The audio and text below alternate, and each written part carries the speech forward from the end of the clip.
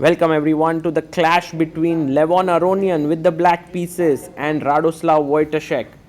Levon won the first game, so Wojtaszek is in a must-win situation. He opens the game with pawn to d4.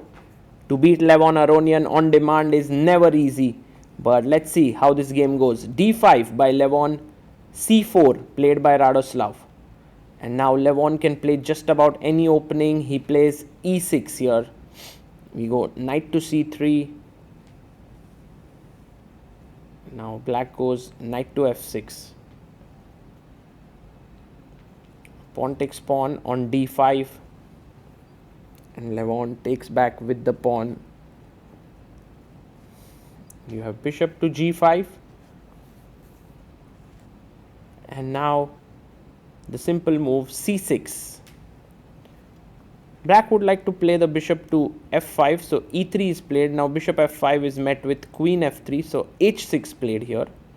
Bishop goes to h4. And now bishop to e7, a very simple move. Wojtaszek brings his bishop to d3. Black castles. And bishop knight ge2 played. Maybe white could even long castle in such positions. Levon goes rook e8, playing very solid and simple chess. Pawn to f3, and this is dangerous because later you want the e4 break. Also g4 g5 can be on cards. a5 played by Levon. Seems like his preparation, and Radoslav is also in his prep. He castles here. And Levon plays b5. Now, earlier the engines wouldn't like this way of playing because the c5 square is weakened, the c6 square is weakened, would go rook c1 and so on. But when you play f3, this has become a very standard way to play now with a5 and b5. So rook c1 played.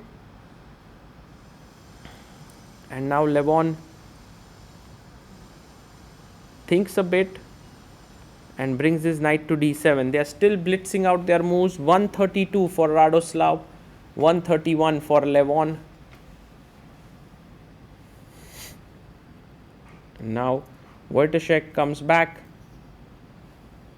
I'm interested to see what he will do. He goes bishop f2, overprotecting the d4 pawn, preparing e4 at some point. And a4 played. a4, the idea is to go a3, maybe b4 later after protecting the a4 pawn one more time.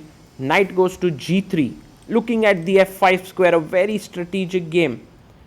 Bishop comes out to a6. Now b4 could be very, very dangerous at some point. e4 is possible. He pushes e4. And the game gets very sharp now. Because e5, if you can play f4, white would be better. So Levon takes on e4. You must take back with the pawn. I mean, knight takes is also possible. But then,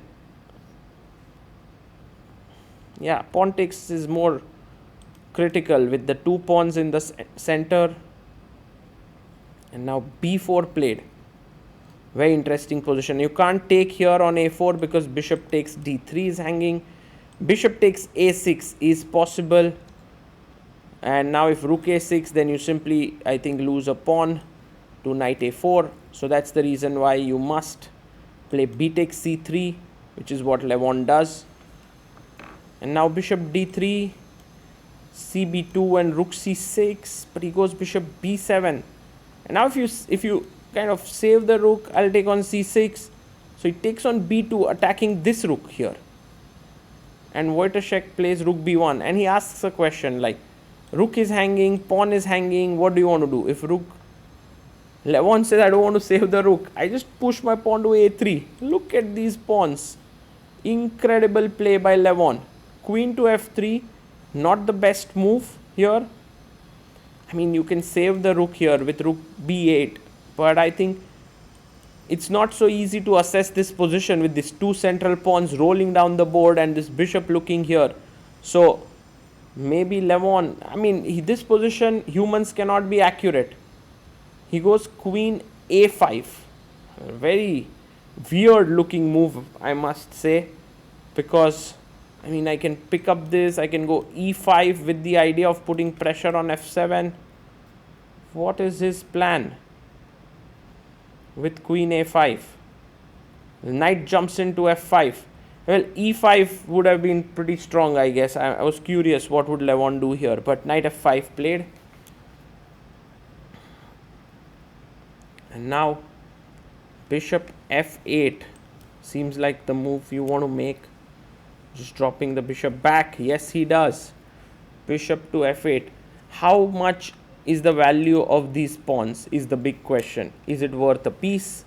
Because right now, if you see, the material is pawn up for black. He pushes e5. He pushes the pawn to e5. And now queen d5. This is a beautiful move by Levon, because in a way he's sacrificing a piece here on f6. Firstly, he chops off on a8. And Levon doesn't really have any problem. He takes back with the rook. So now he takes f6 taken. He's a full rook down at this point. Full rook down. Knight takes f6. And that's what Levon says. The value of these two pawns is a full rook for me.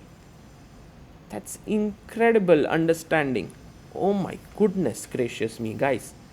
Isn't this simply magical what Levon is doing here? Knight takes d5. I mean, how the hell do you even understand this? Are you like an engine? Well, you are a superhuman there. Bishop e1, stopping the knight from jumping in, and his evaluation is correct. G6 played, attacking the knight. The knight needs to go back to g3, and now maybe c5 to activate.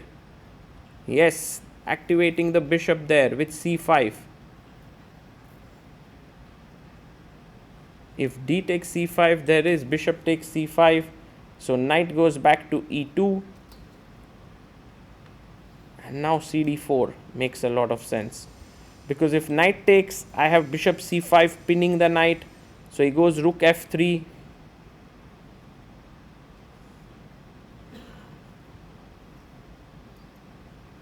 And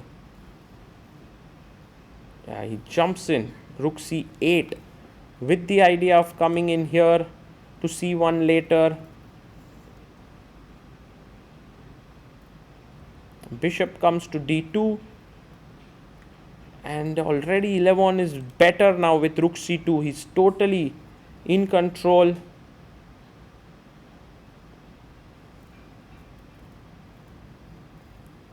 He just needs a draw. So that's also one of the factors here. Rook c2 played by him. Now rook d3, defending the bishop. Also attacking the pawn on d4. And bishop to b4 played here.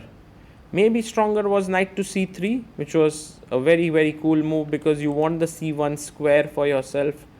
But bishop b4 also very nice move.